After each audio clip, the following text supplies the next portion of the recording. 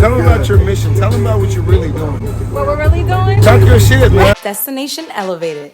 Travel life as told by Afro/Latina queers. What are 3 things you have to leave at home when you go on vacation? Sometimes your kids, right? Sometimes? Oh yeah, the kids. We'll be road tripping to your city to find local elevated travel destinations and events that are safe and affirming for people of color and LGBTQ travelers. On our show, Destination Elevated, you'll find Safe and exclusive travel destinations for people of color and LGBTQ folk. how-tos and do's and don'ts of travel life, Business features and events organized by people of color, especially those that emphasize health, wellness, and mindfulness.